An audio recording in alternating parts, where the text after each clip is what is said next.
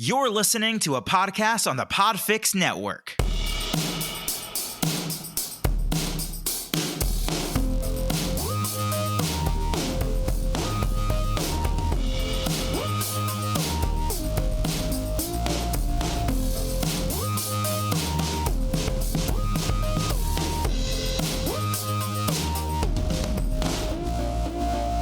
Hey, everybody out there in Podfix Nation.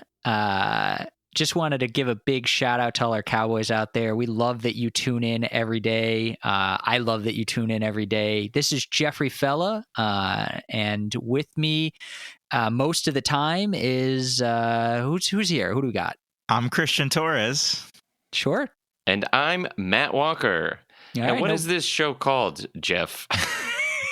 And I'm sorry? And is it possible to chill out a bit? You're coming in too high energy right now. yeah, tone it down, bruh. Well, okay. I'm amped for today's episode. I think we have a lot of really good stuff. Today's episode of what? I'm sorry, I don't get the question. What? What is this an episode of? It's a podcast. What? Yeah. But like, okay. if I were to like recommend this podcast to somebody, to a friend of mine, how would I distinguish it from other podcasts? Say it's good. Well, yeah, but like if I were to tell them like, hey, you got to check out this podcast, and they might ask me, oh, what podcast? And I would say back, They're not going to ask that. Yeah. All right. And also, who are we, like, as a group? I'm sorry. Friends? All right. Maybe instead of what's the opposite of big? Small? Tiny. I guess to play devil's advocate, if they are listening to this, they have found the podcast. So you know what? I get what you're saying. This is tiny shards and shards. It's more shards. Tiny shards and shards. And who are we? We are seals. No, not our job, not our career. Because we are all Navy SEALs by profession. Yeah. Sure. We're all, of course, wearing our uniforms. All right, Matt, you win. Welcome to time. Little Bits and Pieces. We're Wallares. Happy to have everyone on the show. You happy? Yeah, yeah. Are you going to let me host in the future? 2.5 minutes in, hearing the name of the show and the name of the people. Yeah, but you're listening to this, you're in the car, you don't see how much time has flown by, and you're having a blast, and, Turn right at the intersection. So, speaking of Wallares, what is, for you, the number one, like, the hackiest, like, what's some hack stuff you guys see in improv? You know? Why don't you define that? What do you mean by that? I feel like we shouldn't use the phrase that I used right before we got on the call as the actual topic title. It came to me in a dream. I didn't even hear you say it in a call, so that's weird. But what do you mean by that? Yeah, no, I get it. You're doing improv, and you come on stage, and your mind blanks because you're I don't know. Well, you know what I'm talking about, Matt, for sure. Your mind blanks and you don't really know what else to do. So you do what your go-to.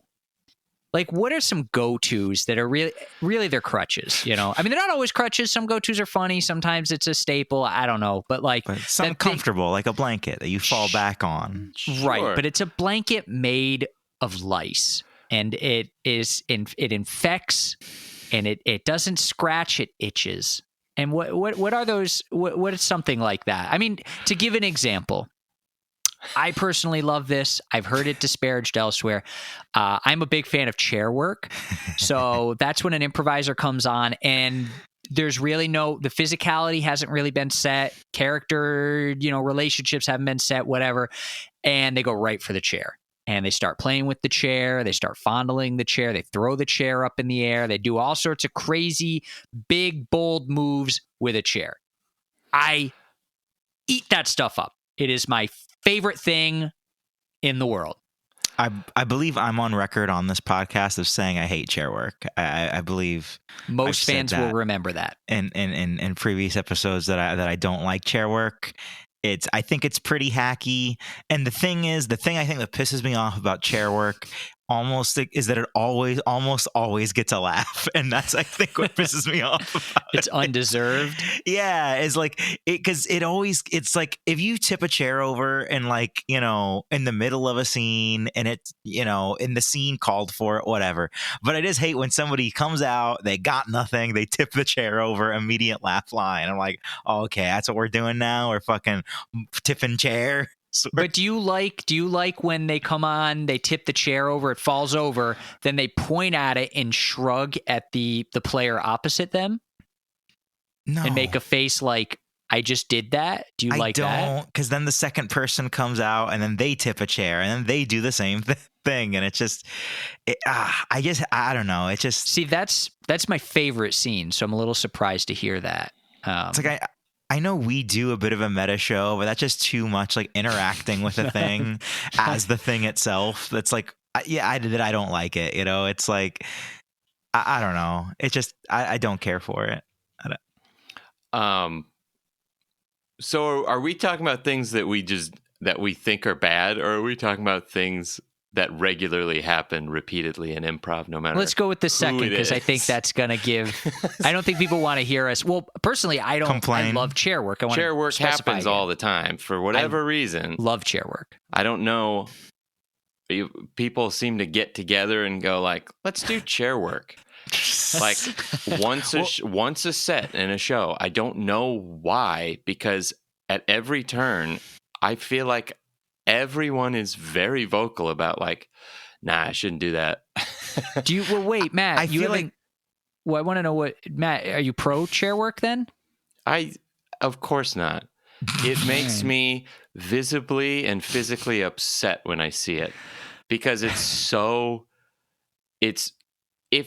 anything, if I knew nothing about improv, I would see chair work and be like, the last group just did that.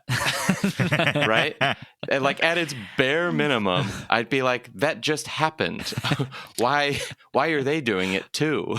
I do think psychologically it comes from this place of the only thing on that stage typically are the chairs.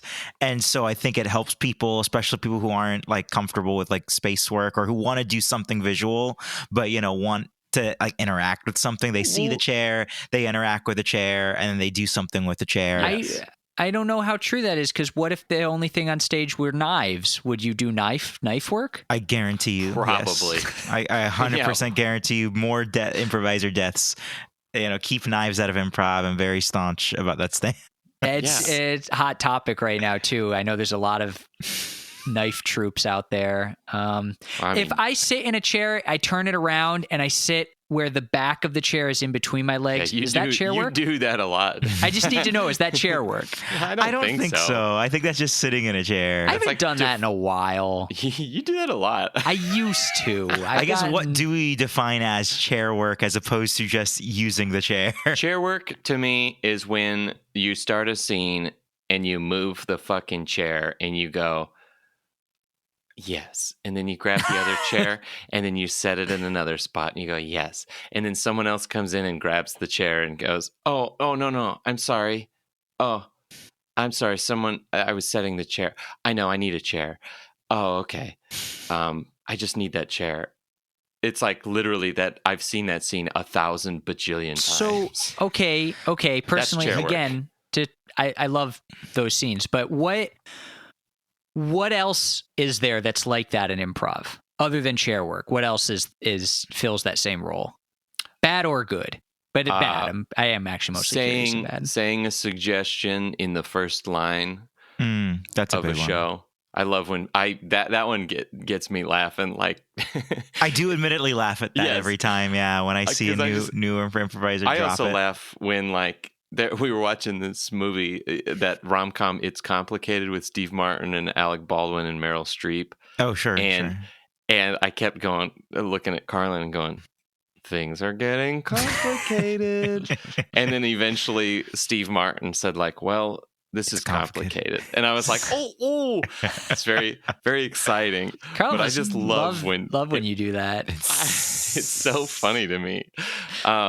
But when they do it in the first line of the show, I'm just like, they thought they had to do that. Right. That's right. what makes me laugh every time. They thought they had to say a line that has Pepsi Cola in it. It's so funny to me. Oh, sorry, I'm just drinking my Pepsi Cola. It's like, that's pretty good. And continue. It's so funny to me. Anything, God, I could like keep listing things forever. Okay, list something. One that I don't really see too often anymore, but I feel like was more of a problem when I was coming up, was just immediately going to violence or like pulling guns as a thing. I feel like that's fallen out of favor enough that even newer people have stopped doing it to a certain degree, which is good. But I feel like especially when I was in college, I feel like everybody was pulling guns all the time and killing their scene partners all the time and just things like that, or being violent. I think it goes hand in hand with something that I do identify as an older crutch of mine. Not so much anymore, I think, just because I don't know. I don't know. Wallares is just different, I guess. But going into like a disappointed character, an angry character. I mean, that's really not a great example because that's obviously an emotion and like an archetype and something that can definitely be played well in a scene and is not. But I guess this is more about like, what are your crutches? And that was something that I would do a lot. But you're being very, very cruel to yourself this episode. We're like not talking about things that we do at all. And I guess I've just to bring it back to myself and what I don't like about me. No, it's just over the multiple episodes, I've sort of internalized everything that you guys, specifically you, Matt, but both of you have said about me, and it's, it just keeps me up at night, and I'm like, was that scene good? Was that scene bad? And I'm talking scenes 2, 3, 5, 10 years ago that I did. It's a good arc for you. That'll pay. I'm spiraling. I do think anger can be a bit of a crutch, or any sort of explosive emotion can sometimes be crutches if it's the only one you ever go to. It can be overused. Definitely. But I think you're right in a general sense. Going in with the bombastic, with the explosive, usually is in general sort of a like, oh, here we go again, and one that doesn't really get a laugh.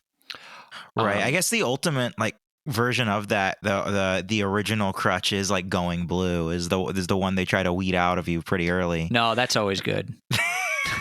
Big fan. Well, it was like even when we did that thing recently, Geoff, it's like we went in and we got done with it and we were like, oh, those guys did the exact same joke that we did. And it was like, if we'd have gone after them, we would have done the exact same joke that they did. But for some reason, it was just in our bones that it was like, that's the answer to that question. That's a pun because it was a skeleton scene. Yeah. Which is another thing. That's too many skeleton scenes. Well, I don't know. Yeah, kinda. I used to get a kick, like someone would come on stage and right away, it's like, oh, that's just like scary, a spooky skeleton. And then like 2 more skeletons come on stage and it's like, okay, it's a skeleton scene. But then like you see that enough times and you're like, what am I watching? Like this is the 4th scene, totally different improvisers, different room, like it's a festival or something. And it's like, this guy's made of bones. Yeah. Whoops. Something that I'm kind of interested in talking about, and this might be a bit of a pivot away from what we were discussing, is sort of the What's so funny about that? I dropped something. What are you going to talk about, Jeff? It's just Matt's like, yeah, and then he drops. I don't know. It's just really funny. Oh, good. It's funny to watch you flounder. Yeah. Something you want to talk about, Christian? What is? Oh yeah, isn't really a go-to for improvisers, but a go-to in the suggestions. Yes. Because there are so many suggestions that seem like very pervasive that you get a lot, and I'm curious why. Like certain ones like are obvious. Anytime somebody says like penis, whatever, that's just like people being people. But like, why is pineapple a thing? Like, why is that the go-to improv stereotype suggestion? It's tasty. No. Like, why do people say it? Is it like deeply psychologically rooted? What's the flavor? Because it looks like a human head. Oh shoot, that's the real reason. Because it's got hair on top, and then it's got scales on its face, like people. Yeah. Matt, Yeah, I know. I'm covered in shadows right now. But yeah, that's what I look like. Speaking of shadows is another suggestion Shadows. I get a lot. Really? Yeah, I'm like, name a thing, and I they always say get the shadows. shadows. Yeah, Yeah. the shadows. What are some of that? Because I immediately think of pineapple, dental hygienist, No, yeah. that one has been coming up a lot. Yeah. and bathroom as a location. I Mm. don't get. I genuinely cannot remember the last time I saw Really? a scene I in a see people bathroom. yell out bathroom all the time, like trying to stump the people on stage. Right. Yeah, And they're like, what, are they bathroom. going to do a whole scene where they're shitting? Bathroom, elevator, Of course. elevator is another similar one. Yeah. Where anytime you ask for a suggestion that'll fit on the stage, people will try to think of something specifically that won't fit on the stage or think- that's like Yeah. very cramped.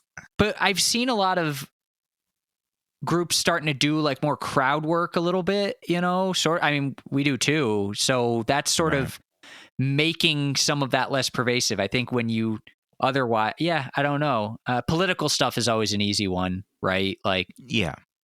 you know, Yeah. In what context? Wait. Political like who's stuff your is favorite always an politician? And then easy they one? always yell something political. Right. It just, Wait, are you aware of what we're talking about? yeah, Yeah. I will say I don't like taking locations as suggestions. I these don't days. either. I agree with that. I agree Yeah, with me that neither. hardcore. Especially Yeah. because sometimes you end up they'll just say a country and it's like, okay, cool. So we're just doing like a Belgium. scene in Belgium, you know, and it's like, I don't know shit about Belgium. I usually get Top Golf.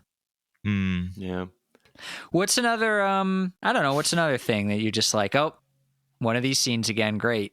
I always feel like, even though it was one of the first things I learned, where it's like, don't make it about the thing that you're doing or whatever. It's almost always like, especially in kitchen scenes, Oh yeah. it's almost always like, we need to have these things done. And it's like, oh, how do I do that? And then it's like, this is how you do it. And then they do it. And it's like, okay, well, our cake's done.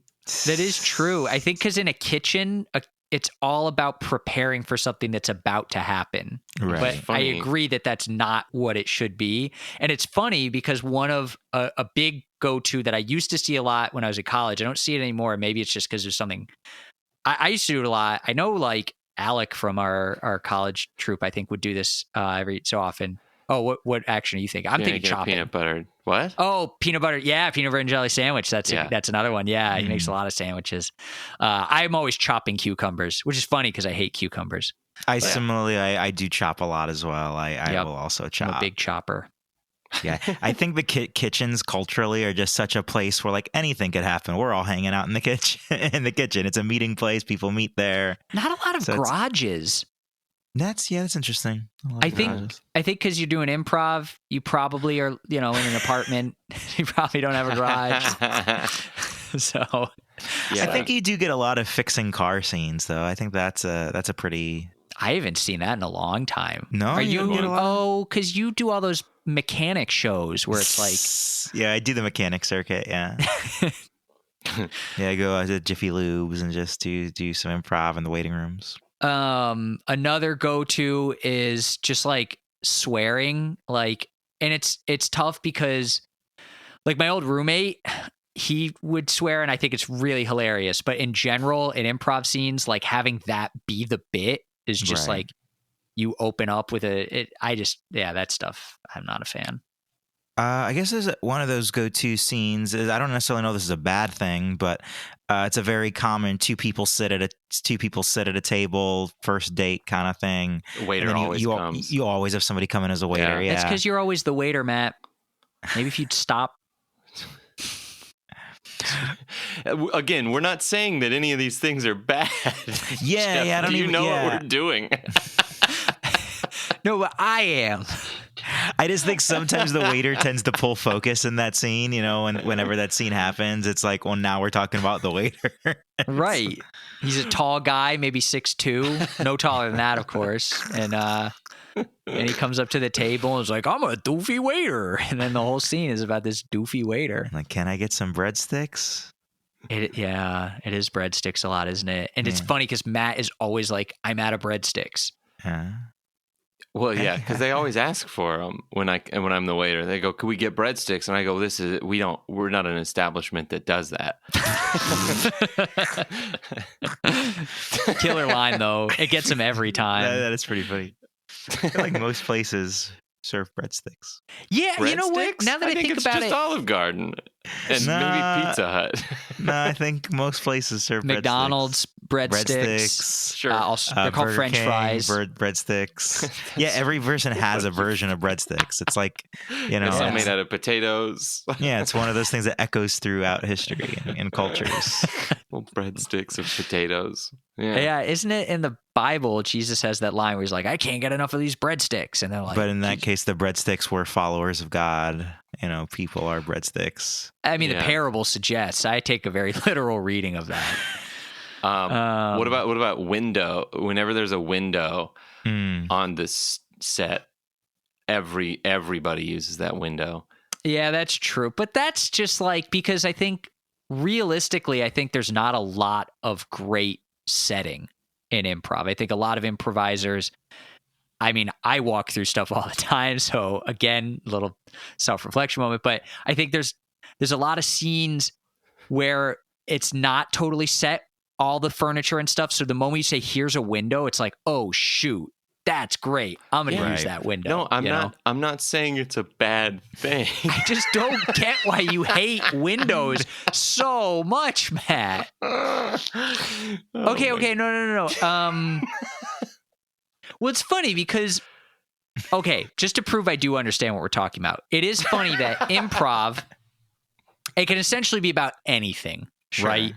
Except for like ethereal concepts, It can't be about ethereal concepts. like time. You can do improv about Well, time. I would argue that everything's about time. It's about time. It's about Yeah. time you shut the hell up. It's about time. All right. So it's funny, though, because as a medium, despite the fact that it can technically be about anything, there are things that it is usually about, like windows. Yes. like windows. Windows, you could have a scene where there's a window and it's couples dating and they're getting breadsticks Yeah. and they're doing chair work. The couples are doing chair work around the table. Sure. And one of them opens up with a Pepsi. And I think you'd have the perfect scene. Fucking hey, I love how Christian was like it. This episode is ending almost how it started. Us goading you into saying what the thing actually is. And you were just so close to It's called poetry. Is there any way in these last few minutes that we can make this episode better? I'm just self-conscious about Are you opening up to our fans? Like, can you send a message? Write us on Twitter, reach out on Wallares.com. Let us know how to make this episode better, and we will do it. Yeah, we'll do it. re-record this one. We can add in. We'll splice it. Yeah, we'll splice it. We'll add in segments. Add it, make sure you send in the time codes of like what you think would have been a good thing to say, and then we'll splice it in at that time code. I just love how you were breaking it down, Geoff.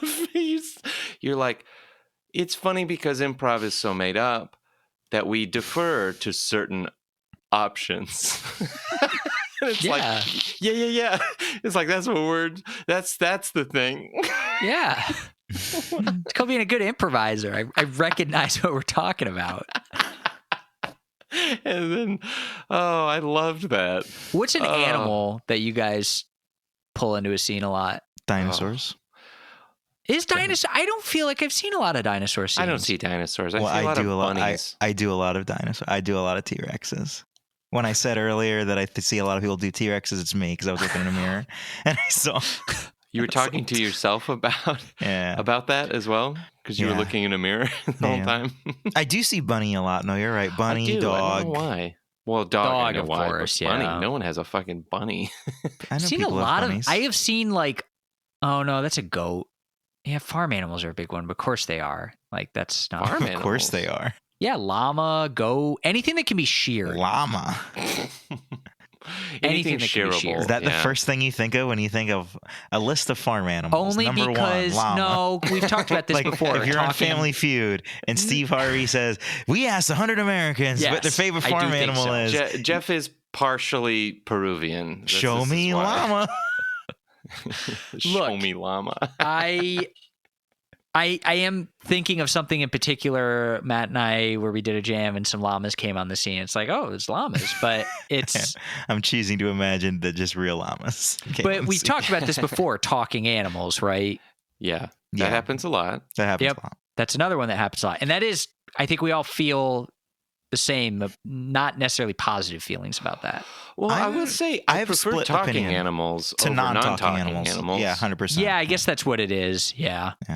I don't mind talking animals, I think, to me, except when I do, if that makes sense. It's like, I think like if you bring them in and it's not necessary, then, why'd you do that? Yeah. But like, I don't mind, Donald Duck's, is a talking animal. He's funny as fuck. I don't know. Yeah, all right. It's a strong opinion on Donald Duck, but yeah, he's a fucking veteran.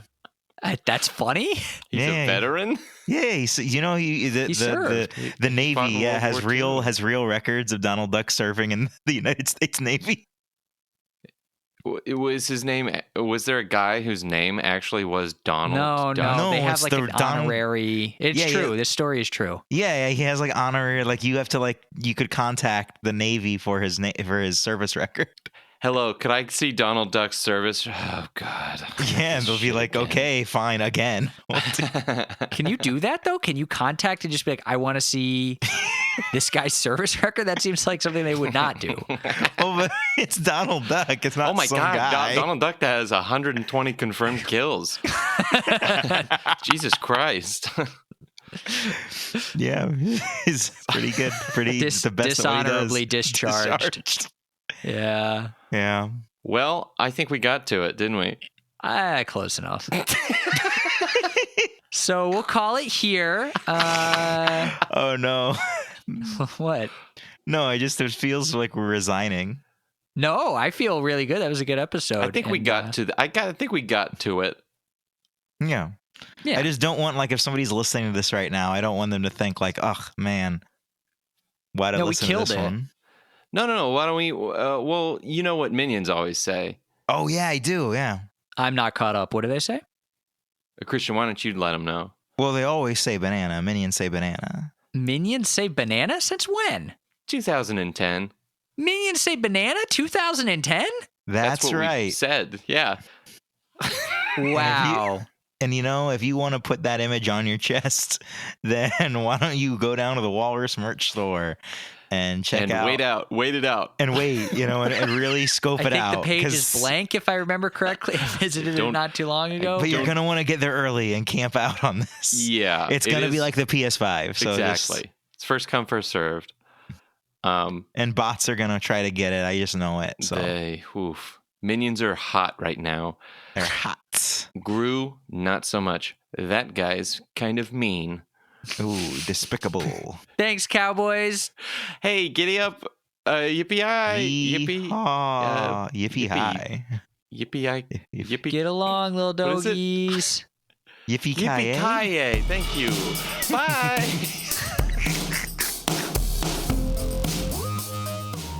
Hi, I'm Christian Torres from Wallares. If you're interested in supporting this show, the best thing that you can do is rate and review us on Apple Podcasts and Spotify. Make sure to check out Wallares.com, that's Wallares, for a full list of our socials, including Facebook, Instagram, and Twitter. Stay tuned for news about any live shows that we may have, and new episodes of Little Bits and Pieces come out every Thursday wherever you get your podcasts. The show you've just listened to is a part of the Podfix Network. To listen to other shows on the network, head over to podfixnetwork.com. Follow on Twitter @Podfix and join the Podfix Nation at facebook.com/Podfix.